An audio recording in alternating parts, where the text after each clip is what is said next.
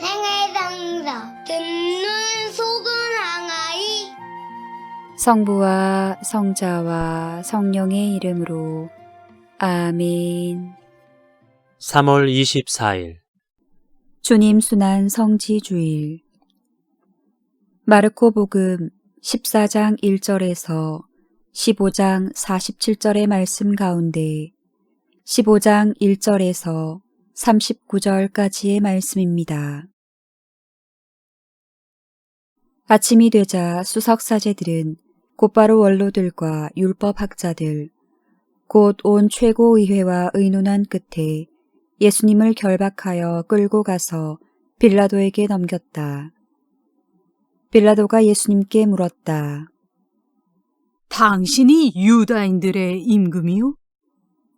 예수님께서 대답하셨다. 내가 그렇게 말하고 있다. 그러자 수석사제들이 여러 가지로 예수님을 고소하였다. 빌라도가 다시 예수님께 물었다. 당신은 아무 대답도 하지 않소? 보시오, 저들이 당신을 갖가지로 고소하고 있지 않소? 예수님께서는 더 이상 아무 대답도 하지 않으셨다. 그래서 빌라도는 이상하게 여겼다. 빌라도는 축제 때마다 사람들이 요구하는 죄수 하나를 풀어주곤 하였다. 마침 바라빠라고 하는 사람이 반란 때에 살인을 저지른 반란군들과 함께 감옥에 있었다. 그래서 군중은 올라가 자기들에게 해오던 대로 해달라고 요청하기 시작하였다. 빌라도가 그들에게 물었다. 유다인들의 임금을 풀어주기를 바라는 것이오? 빌라도는 수석사제들이 예수님을 시기하여 자기에게 넘겼음을 알고 있었던 것이다. 그러나 수석사제들은 군중을 부추겨 그분이 아니라 바라빠를 풀어달라고 청하게 하였다. 빌라도가 다시 군중에게 물었다. 그러면 여러분이 유다인들의 임금이라고 부르는 이 사람은 어떻게 하기를 바라는 것이오? 그러자 군중은 거듭 소리 질렀다. 십자가에 못 박으시오! 빌라도가 그들에게 물었다. 도대체 그가 무슨 나쁜 짓을 하였단 말이오? 군중은 더욱 큰 소리로 외쳤다. 십자가에 못 박으시오! 그리하여 빌라도는 군중을 만족시키려고 바라빠를 풀어주고 예수님을 채찍질하게 한 다음 십자가에 못 박으라고 넘겨주었다.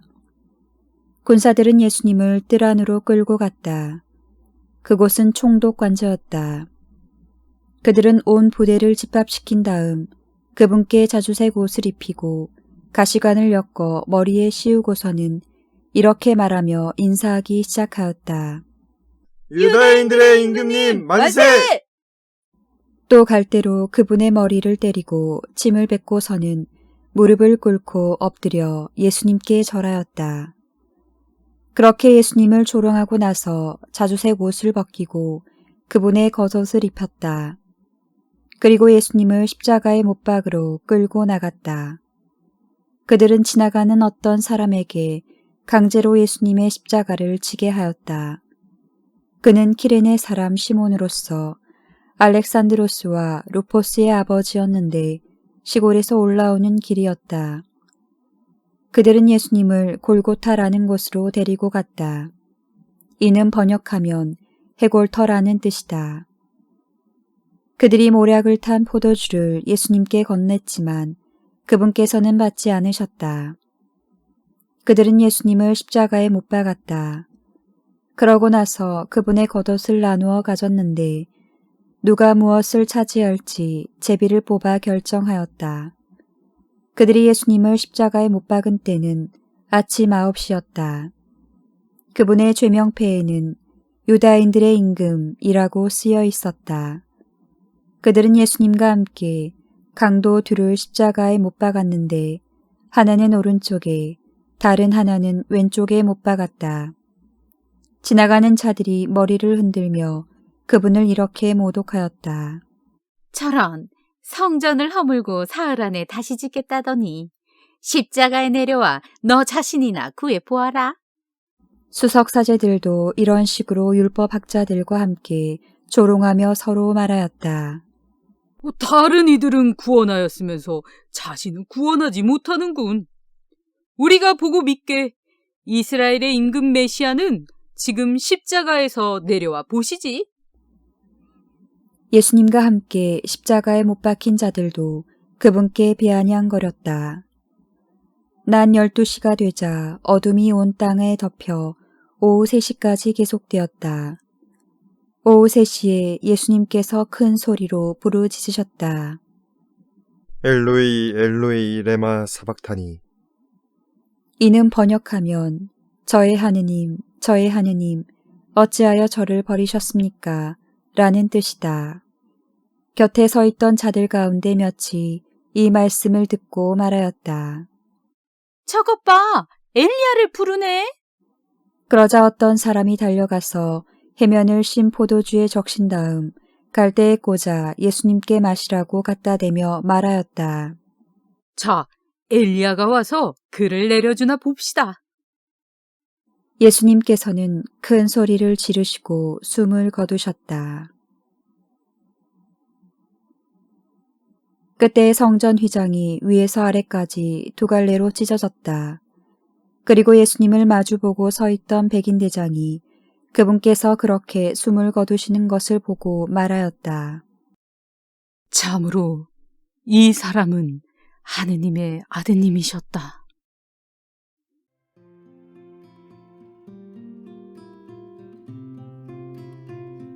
성주간이 시작되었습니다. 세상은 아무것도 달라진 게 없는데 마음의 공기는 어쩐지 더 무겁습니다. 출근하고 아이들을 돌보고 세상 안에서 부대끼며 해돋이에서 해넘이까지 우리는 삶과 일상을 영위합니다. 비어있던 십자가 뒤편에 우리가 들었던 나뭇가지를 고정하면서 십자가를 가만히 바라봅니다. 환호 소리 드높던 가운데 십자가가 들이웁니다. 주님 순환 성지주일인 오늘은 과거에는 순환주일과 성지주일이라는 이름으로 각기 다른 날에 기념했습니다.